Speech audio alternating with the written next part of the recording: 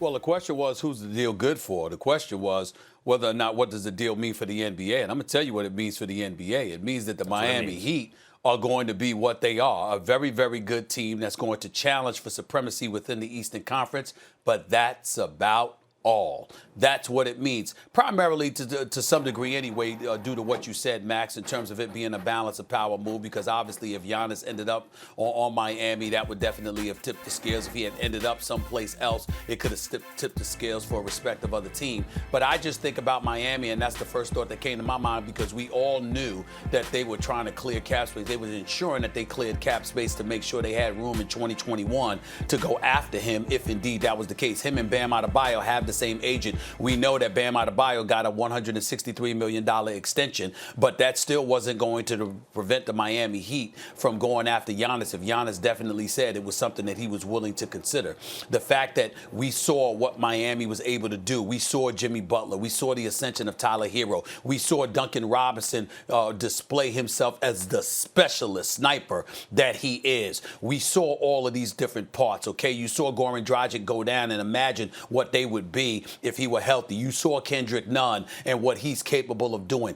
You look at the Miami Heat, even though that's the same team that beat the Milwaukee Bucks in the postseason in 5 games. Remember, Milwaukee didn't have Drew Holiday. And in Miami's case, they lucky Milwaukee didn't get Bogdanovich because somebody within the Bucks organization foolishly opened their mouths prematurely and put that all out there, which ultimately nixed the deal. In the end, what it comes down to is that we looked at Miami and we said, excuse me, this team has arrived. And now that they're players in the Giannis sweepstakes, imagine if they get him. We're talking about back to the days of when LeBron and D. Wade were going to the finals 4 straight years, because if Giannis was in Miami, there's no way in hell we would have picked another team to knock off the Miami Heat.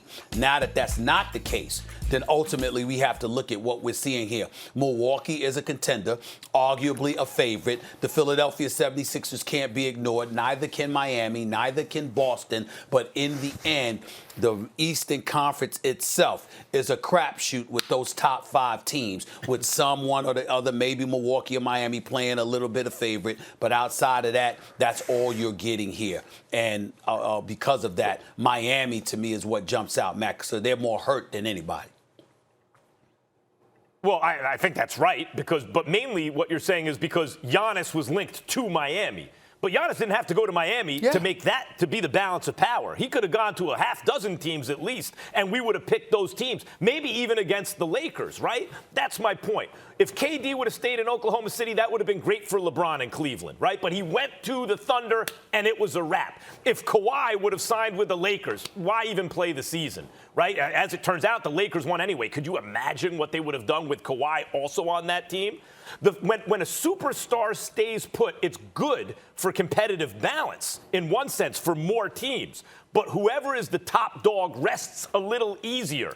And to this morning, when I thought, who is this best for? You say, well, the Bucks. If they didn't trade him this year anyway, the Bucks are the same that they would have been. I didn't ask who was best for. Even if they had gotten Bogdanovich, Stephen A., even if they had got Bogdanovich, but what does it mean for the NBA? It means the Lakers are still on top. That's what it means, and they will be on top for the foreseeable future.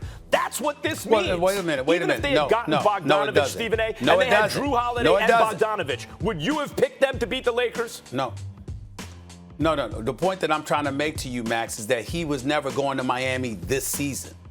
So the point is him staying in Milwaukee. When you talk about the Lakers, for the foreseeable future, your point is right. But there was nothing that was that was going to derail the Lakers from being the favorites this season. The fact is that when we look at it from the Giannis standpoint in terms of what it means for the NBA, we were fantasizing about the potential of him being in Miami. That is the catastrophic impact his decision to stay in Milwaukee has had. The fact that Miami is no longer. We were looking forward to South Beach. Remember that? Remember when I was talking about going back to South Beach? Remember when I was talking about doing interviews from Biscayne Bay, leaning on yachts while I'm talking to the Michael K. show? You understand? I have my reservations at the Mandarin Oriental off of Biscayne. You understand what I'm saying? All I'm saying, really, Molly? Really, you gonna say that with a straight face? You gonna say that with a straight face, Molly? I see. Is that what you just said, Molly? Stop it. Stop it. Okay. Bottom line is, we can't look forward to that anymore. We can't look forward to that anymore. Oh my God. Definitely to me, it's Miami. Because you know where I was planning on being. You know where I was planning I on miss being. Miami. Stephen A. Smith. I miss all of it. Molly, Stephen A. Smith accused me of not answering the question, when in fact we're reinterpreting the question to suit my purposes. That's not what happened. What happened is Stephen A. Smith heard this question, and he didn't see what the deal means for the NBA. He said, what the deal means for Stephen A. Smith. All he could think about was he can't spend more time in Miami. Stephen A., that's what this comes down to. The question is, what does it mean for the NBA? I can explain. I can explain. This should be called your own agenda, not First Take. Listen. I did answer the question. I did mean what I said, but it doesn't mean Max did not just make a very valid point, because I'll be damned if I wasn't thinking about myself too. Don't get me wrong. I meant what I said in terms of my basketball analysis, and I was telling the truth. But the back end of it, you're absolutely right. I'm thinking about that too. Yeah.